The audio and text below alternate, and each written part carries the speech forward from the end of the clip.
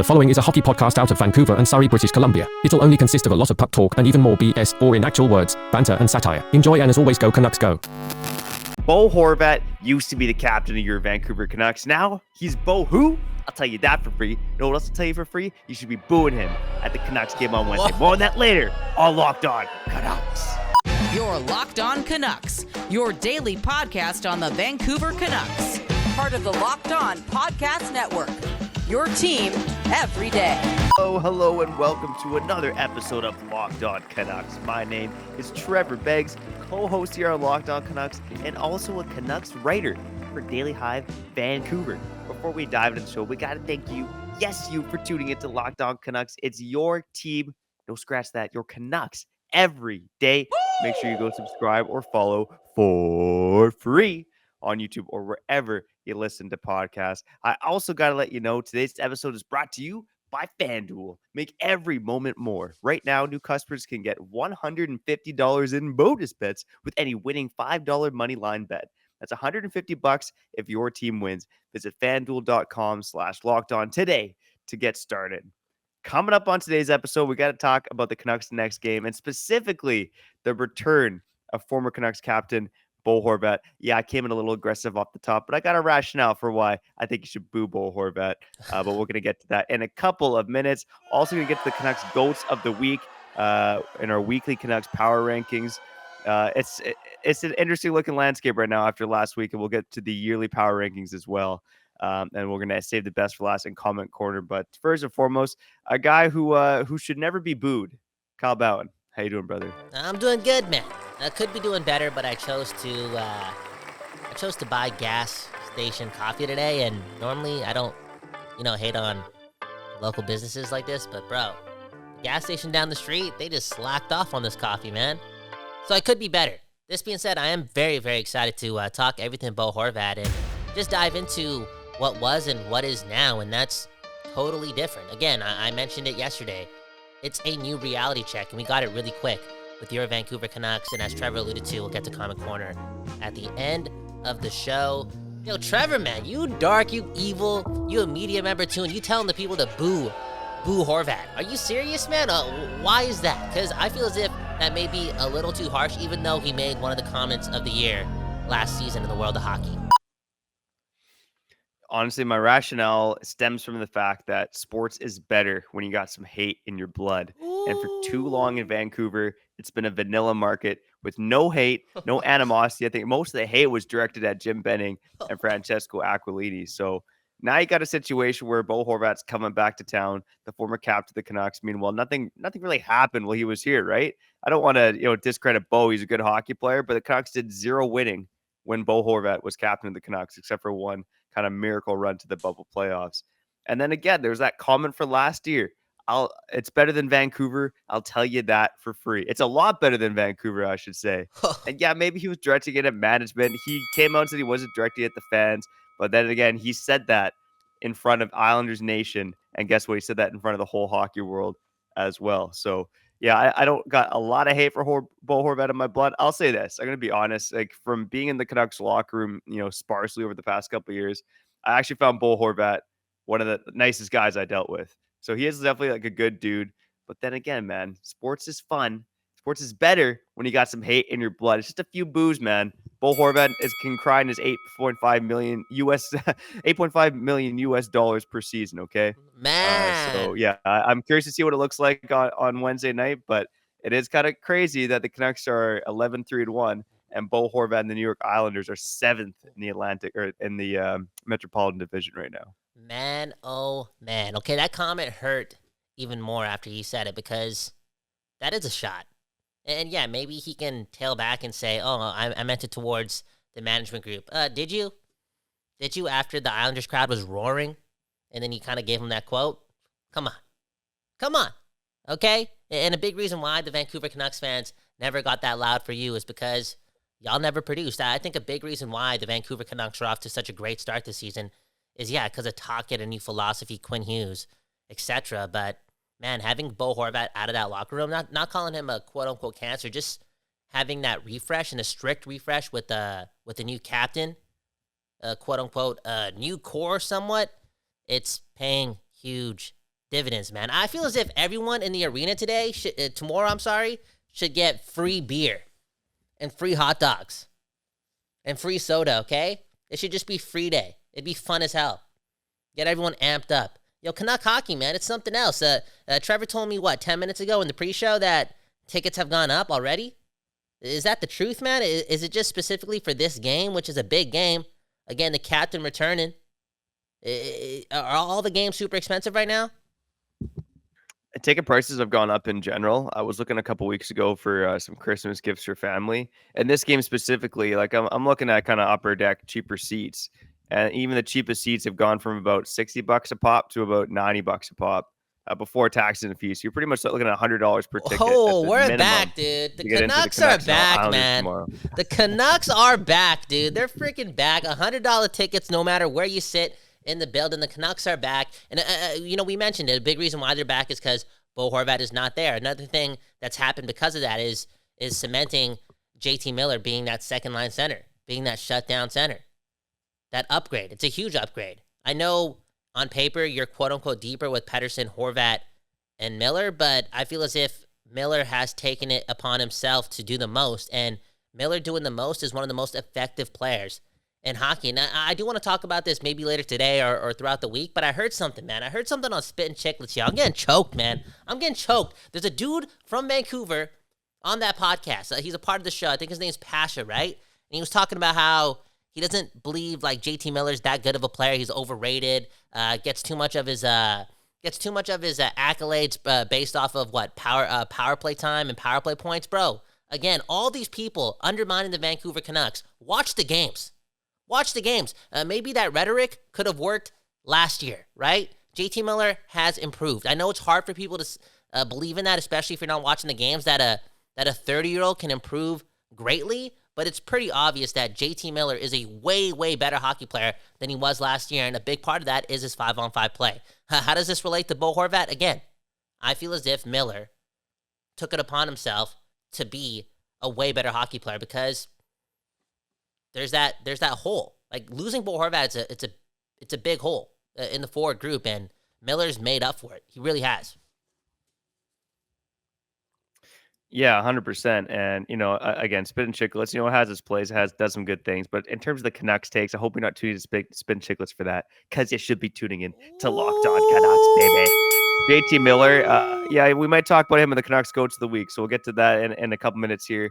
But a little bit more on Horvat quickly. Another reason why I think fans, I don't want to gatekeep fans either way. I don't think absolutely you should not be booing Horvat or absolutely you should boo Bo Horvat. If I was there, I might be throwing a few boos at Horvat because I think it's fun, okay? But another reason why I'm not sympathizing with this guy is because, he kind of forced his way out of Vancouver. Patrick Allvin didn't come in here and say, like, oh, we absolutely got to trade Bo Horvat. There were offers to Bo Horvat. He rejected, okay? I still believe if Bo Horvat wanted to make $7 million a season, he'd still be a Vancouver Canuck today. The reason they traded him isn't because they wanted to clear cap space, isn't because they don't like Bo Horvat. It's because he commanded $8.5 million, which is way more than a player like that deserves. So, yeah, at the end of the day, not sympathizing with Bo. He got traded. He got his money, and now he can be mired in mediocrity for the rest of his career with the New York Islanders. Damn, dude. This is unbelievable. I did not see this coming, yo. But Beggsy, again, the darkest guy in the program. Look at us. Look at us closely. He is definitely the darkest guy in the program, and he's bringing it towards Bo Horvat. Another thing that we have to bring up, too, is, like, I know the trades weren't directly with each other involving these two players, but it's theoretically Bo Horvat for Filip Hronek. And, dude, that's exactly what this team needed.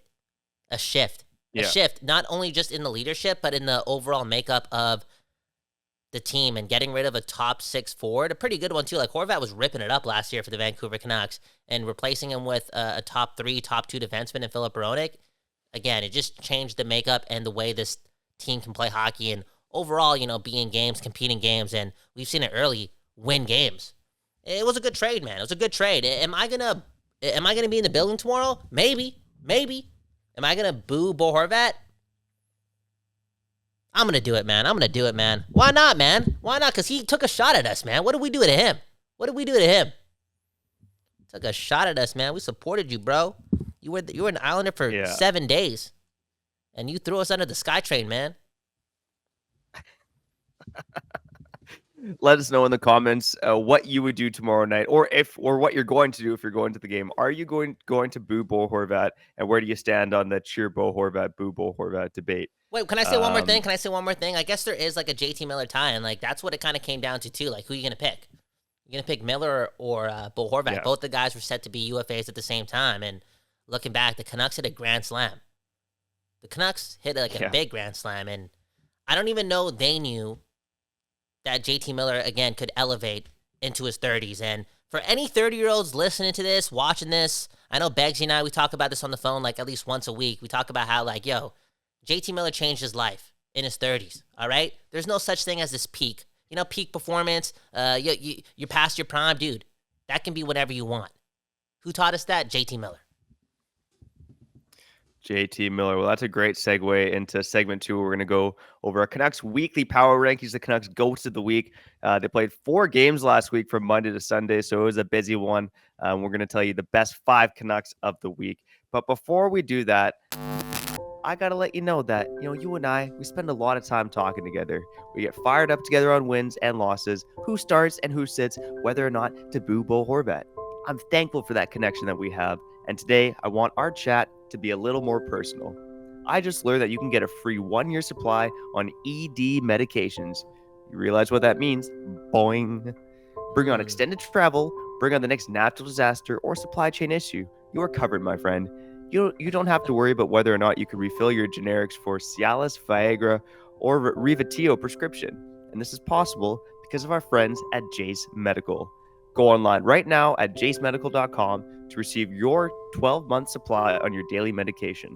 Remember to use promo code LOCKEDON at checkout for a discount as well. A verified customer had this to say about Jace. I am thankful for this service. Supply chain issues caused me to cut pills in half just to have it. I ordered most of my daily meds with a year's supply. I also ordered antibiotic kit. I feel secure now.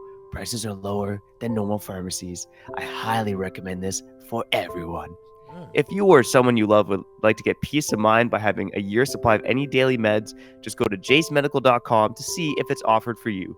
Remember to use this promo code LOCKEDON for $20 off your purchase.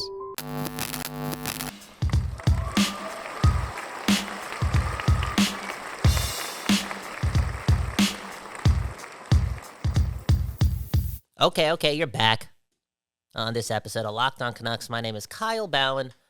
Right there, though, is someone more important, Trevor Beggs. And right there, you are. Yes, you are here with us as well. And that's the most important part of this program. Like and subscribe if you do enjoy today's program. If you didn't, I know we are all Canucks, and we should all be in this together. But again, if you didn't enjoy the show, it's all good. Don't hit the like button. Don't lie to yourself. Save the world with one less lie at a time. We are all Canucks.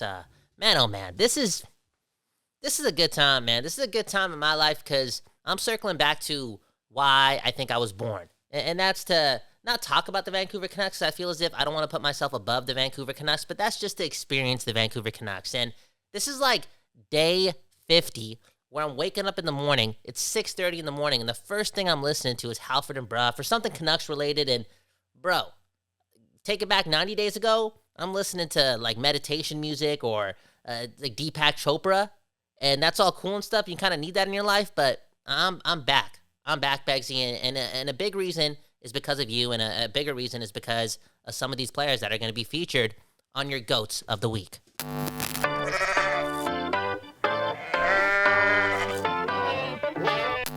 Let's get into it, buddy. And I like to start at number 1 and work my way down.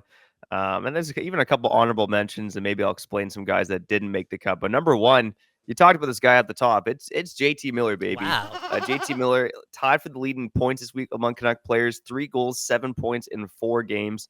It was a week where the fancy stats weren't necessarily on his side, but he did a good job of limiting goals against. And again, had some tough matchups, right? He was against, McDavid. He was against Matthews. I know that Ottawa first line with Stützle was really rocking when they were playing the Canucks as well. And then JT Miller, though, he managed to find a way to keep his head above water on the ice for 3 goals for 2 goals against at even strength. Again, the damage could have been a lot worse.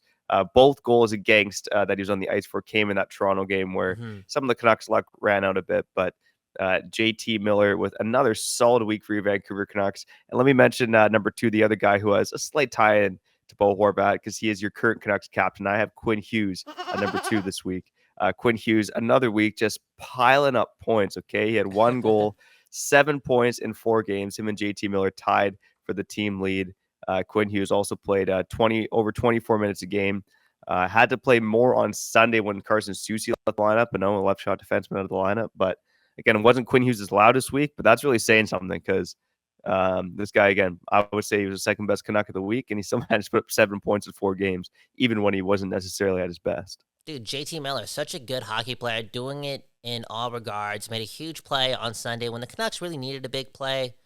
Feeds the puck over to Connor Garland. Great pass. I said this last week, and I really don't think it's the Kool-Aid again. It's the reality check. And I've been a big JT Miller fan for a very long time, and then he signed the contract, and everyone kind of got off the wagon. I shouldn't say everyone, but a big portion of the JT Miller fans kind of did because, the direction of the team was somewhere that they didn't want it to be. Anyways, I did say last week as well that JT Miller is the most underrated player in hockey. And I think he's going to prove it the rest of the way. He's going to continue to do so because even though his underlining numbers weren't the best 5-on-5 last week and whatnot, personally, from an eye test point of view, the Vancouver Canucks just didn't play their best hockey last week. But one of their most impactful players, one of their players who was competing the most was JT Miller. And then you talked about Quinn Hughes as your number 2 goat of the week. Bro, this guy was... Okay, so Quinn Hughes to start the season was at like 97 overall. Last week he was at like 92 overall. You know what I'm saying? It wasn't his best week. So I'm excited to see and he had 7 points. Look at me getting so cocky, man. Maybe I need to be listening to some Deepak Chopra. I'm getting way too ahead of myself right now, man. Anyways, who's at number 3? All right, number 3 is Brock Besser. Brock Besser with another 4 goals this week, 4 goals and 5 points in 4 games. And yeah, he might have had an empty netter in there as well. But at the end of the day, this guy is second in the NHL in goals scored right now. It's really hard to complain about anything that's going on. I would almost say that Besser and Miller were the Canucks, they formed the Canucks' best line in the last week. Although I gotta say, I'm going to give an honorable mention to the entire third line of the Canucks. None of them made it in the Canucks weekly power rankings, but they absolutely dominated possession when they were out on the ice or not on the ice for a goal against. And if you want more third line talk, Connor Garland, Pius Suter, Dakota Joshua, go check out yesterday's episode of Locked On Canucks, baby. Okay, we're still dancing, we're still moving and grooving because life is good in Vancouver. Brock Besser playing well, JT Miller playing well, that entire third line playing well, and guess what? Number 4 in the weekly power rankings, he's also playing well, and that's Filip Hronek. We talked about him a bit on yesterday's episode. This guy just keeps piling up the assists. Okay, doesn't want to score goals. Okay, it doesn't matter to Filip Hronek. But he keeps piling up the assists. I believe he could set a Canucks franchise record tomorrow if he records another assist. It'll be the longest the longest point streak by a Canucks defenseman in franchise history. Again, this guy just lighting up. Let me tell you something right now. There's the top 3 leaders in terms of assists among all NHLers this season. Quinn Hughes and Elias Pettersson tied for first with 18 assists each. Number 3 is Filip Hronek with 16 assists. Those are your top 3 assist getters in the entire NHL. And they're all nuts. With your Vancouver Canucks. Dude, Hronek's scoring a goal tomorrow. He's scoring a goal tomorrow. He's extending the point streak with the goal with Horvat on the ice. In fact, Honek's going to take a slap shot and Horvat's going to block it. He's not going to be severely hurt, but he's going to be limping a bit, right? He's going to be limping a bit. Then Hronek's going to get the puck right back and then slap it again. And then it's going to go off of Horvat's hand and go in, okay? But nobody's going to get hurt, okay? Nobody's going to get hurt. Okay, you mentioned Brock Besser, and so much JT Miller talk in my mind right now. I drove in, and I listened to somebody from Vancouver who's on a significant hockey podcast just trash JT Miller in his 5-on-5 play. It's like, watch the game. Speaking of 5-on-5 play, Brock Besser, I did not know this guy had that much intensity in his game.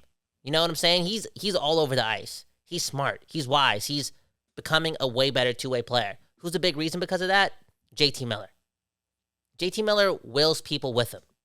He does. He just drags them with him. And I think the way JT Miller plays is just inspiring to the rest of the team. And what if you're his line mates? You know what I'm saying? Brock Besser is a better player because of JT Miller. And you and I, we need to eat that and choke on that. We need to choke on that for real, because the last combination that we wanted to see on this team was JT Miller playing with Brock Besser. Yeah. And we've come clean about that a couple of times, but in case you're not an everydayer and you're not listening to Locked On Canucks, your team every day. Yeah, we said it, multiple times in the offseason. I think seven times. I think seven times. Probably about 7 times. Yeah. We were not a fan of the JT Miller Brock Besser combination. And Kyle, maybe I was getting in your head a bit because I was slamming my fist on the table about that. No, I didn't Those like guys it. had just terrible. Yeah, I mean, those guys had terrible defensive metric last year. They were sloppy in their own end. And yeah, I think right now, the analytics might not look so sharp, but again, it's because they're playing the best competition on each team every night, and they're outscoring them. Okay, so even if they can hold their head above water, even if there's just like a 50-50 draw, and Pettersson's line and the third line tears it up, I mean, that's still a win for the Vancouver Canucks. But what Besser and Miller are doing right now is pretty incredible for the Canucks. Number 5 on the list, he's doing some pretty incredible stuff for the Canucks right now, and it's Casey DeSmith. Okay, his first ranking. For his first appearance in the Canucks weekly power rankings. Casey DeSmith started 2 of the Canucks 4 games this week, won both games, had a 935 save percentage, stopping 58 of 62 shots. And again, especially in that Ottawa game where the Canucks weren't looking so good and got 5 goals on 15 shots, DeSmith had to stand on his head and make a number of good saves. I think that game could have gotten ugly. It was not the Canucks' best game of the season. But Casey DeSmith, man, has been incredible, and I feel a bit bad for Thatcher Demko. I think he played a really good game against the Oilers, kept the team in it early, and then against the Leafs made some incredible saves, but also got unlucky, with Leafs scoring a few breaks. But Casey DeSmith now, he has not lost in regulation. He's 4-0-1 for your Vancouver Canucks. Dude, that's huge. DeSmith is a big reason why this team has been able to continue with the momentum that they're on. That I feel as if you need your backup goaltender to have the ability to just keep you in games, and I feel as if he's done that and beyond, and I'm way more than surprised. Again, looking at the stats, looking at what he's done in the past, you could see that he was a professional NHL goaltender who had some pedigree, but I feel as if he's out to prove something big this season because he's playing with a lot of skill, man. He's not the perfect goaltender, don't get me wrong, but he is a good goaltender. And the Canucks have 2 good goaltenders on their team. One really, really good goaltender. And Casey DeSmith, man, I'm going to use the NHL overall system. He's playing like he's 84 overall, 83 overall. Another dude who's playing like he's 83 overall, and I didn't expect him to be 83 overall. And maybe sometimes he's playing like he's 83.5 overall. And I don't know if he's ever going to get mentioned on the GOATs of the Week, is Ian Cole. I think I said it yesterday too. Would not be surprised if they extend Ian Cole before the end of the season. Yeah, that's Ian Cole might have to get on the weekly power rankings at some point because he's not putting up the points, but he's playing some really good hockey for the Canucks. Before we cut to break here, let me go through the yearly power rankings. And again, this is an interesting look at how the Canucks are playing because it's not just who are the 5 best Canucks, but who are the 5 best Canucks on a weekly basis. Basically, number 1 gets 5 points, number 5 gets 1 point. And then we rank them, and then we add them together in the yearly rankings. So kind of surprising for you to look at this right now. Miller and Hughes tied for first with 12 points. Demko in third with 9 points. Honic in fourth with 8 points. Elias Pettersson's in fifth in our weekly power rankings. And he didn't make it on the rankings this week, which is a big part of it. But it wasn't Pettersson's best week. I mean, this guy, he still put up the points. He had 5 points this week in 4 games. But he was on the ice for 3 even strength goals, 4 and 7 even strength goals against. Now, some of that was bad luck, not his fault. But at least Pettersson, even though he's putting up the points, is not playing his best hockey right now. But interesting to see that, this guy might be leading the league in points, but on our weekly power rankings, he's fifth. Yeah, like I said, man, we're getting cocky, man. We're getting cocky, dude. We're getting a little arrogant here, man. Or it's just the truth. And I think the truth is, yeah, Pettersson did get a little unlucky this week when it came to being on the ice for a bunch of goals against, but at the same time, like throw luck out the window. He just wasn't sharp. He wasn't sharp this whole week. It's just the truth. Yeah. Yeah, and I think we had one other week too where I think it was that week where the Canucks won 10-1 at San Jose. That week, I believe Pettersson didn't score a goal, had a few assists, looked good, but we had other guys like DiGiuseppe and Mikheyev get some love on the weekly power rankings as well. So that explains in part why Pettersson is where he is. Quickly through the rest of the list, we have Besser in 6th, DiGiuseppe in 7th, Mikheyev in 8th, and Lafferty and DeSmith are tied for 9th with 1 point. So those are your Canucks yearly power rankings right now. On the other side, we're going to get to Comment Corner. Before I do that, I got to let you know that you can score early this NFL season with FanDuel, America's #1 sportsbook. Right now, new customers can get $150 in bonus bets with any winning $5 money line bet. That's $150 if your team wins. If you've been thinking about joining FanDuel, there's no better time to get in on the action. The app is so damn easy to use. There's a wide range of betting options, including spreads, player props, overs, unders, and more. And I got to tell you, my Seattle Seahawks, they got it done again this weekend, but they were way too big of favorites. I believe it was -6 at home. You know, as much as I love my Seahawks, I knew that was going to be a close game. They ended up winning by 3. And I feel, if you were feel what I was feeling and you put a few bucks down on the Commanders to cover, you would have gotten rewarded for your faith in the Commandos. But whatever you're betting on, whether you're betting on the Seahawks, whether you're betting against the Packers, make sure you do so on FanDuel. Visit FanDuel.com/lockedon and kick off the NFL season. FanDuel, official partner of the NFL.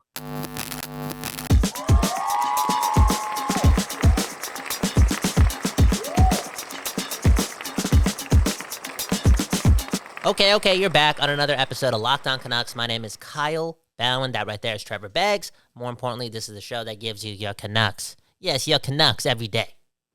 Man, oh man. We also are the show that produces the ideas, the thoughts, the way to life, man. Okay, I'm not a know-it-all, but one thing I do know for sure is that you need to ask this question every day to your homies, to your people, to your family, okay? And I'm going to do it right now to a member of my family, Trevor Beggs. How you doing? I'm feeling refreshed. I'm feeling relaxed. It's always good to have a long weekend with the family. The sun was shining yesterday.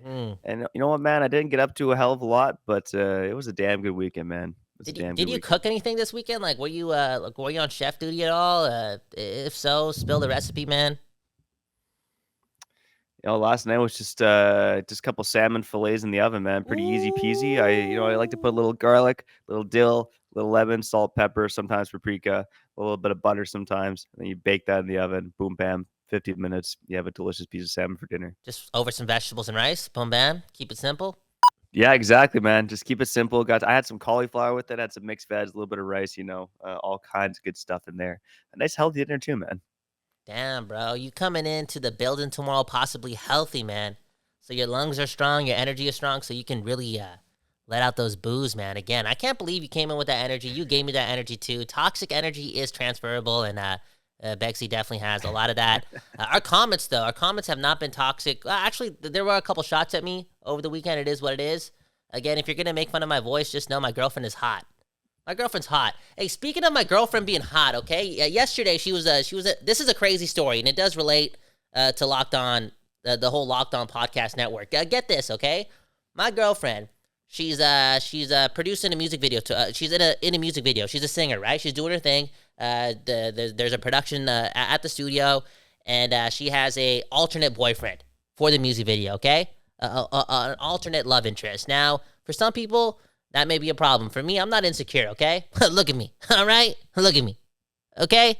I'm cool with it. But this boyfriend, him and I were talking yesterday. I don't even know if he knew that I was dating her, but we were talking about hockey, and he's like, yo, he said something about like, oh, do you have a hockey podcast? And I'm like, yeah, I have a hockey podcast. Like, what are the chances? I do a show called Locked On Canucks. He's like, Locked On Canucks? Like, do you know the people who do Locked On Senators? And I'm like, what? Of course I know the people who do Locked On Senators. And him and Ross went to high school together. And he's from Ottawa. Oh, what? The alternate boyfriend was from Ottawa. And he watches Locked On Senators. And I'm like, yo, this is me. Because I was on an episode 3 days ago. And it was just a surreal moment. And for me, it's like, yo, is Ross sending heat my way? Is he like doing something in the background, taking shots? Unbelievable. What are the chances? Small world.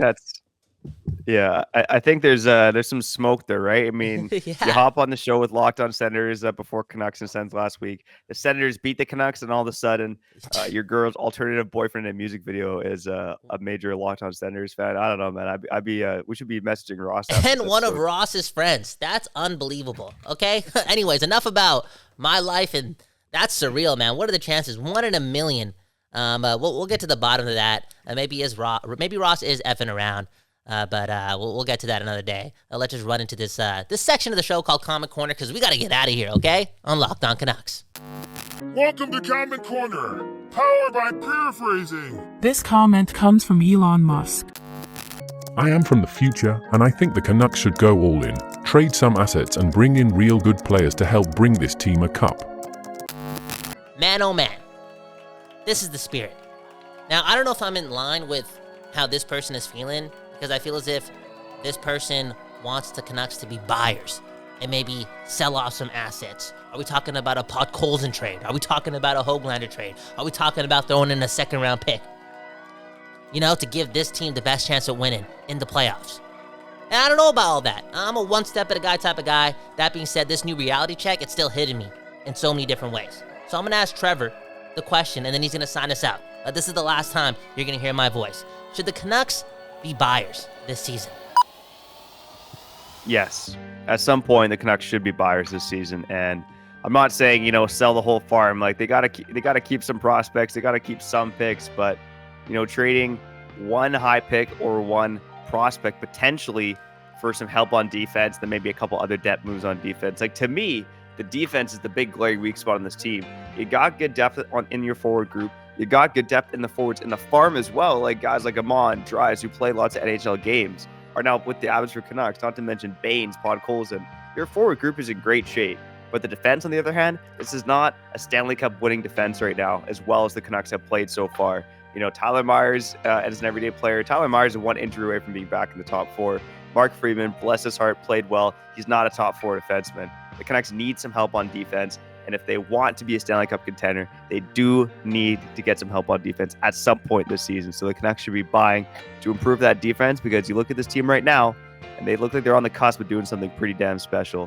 But there's lots of special stuff happening with your Vancouver Canucks and here on Locked On Canucks as well, baby. We appreciate the heck out of you for tuning in, whether you're an everydayer, an occasional listener, a first-time listener, or a new subscriber. We love each and every one of you, your family, and your dogs too, okay? Coming up this week, we're going to get you covered on all the Canuck games that happen, and especially the Canucks-Islanders rematch against Bo Horvat. I also want to do a little Brock Besser talk at some point as well. Bit of a deep dive into his resurgence. But for now, I'm Trevor Beggs. That guy's Cal Bowen, and you've been listening. Mike cut out right at the end. I think he said, "You've been listening to Locked On Canucks."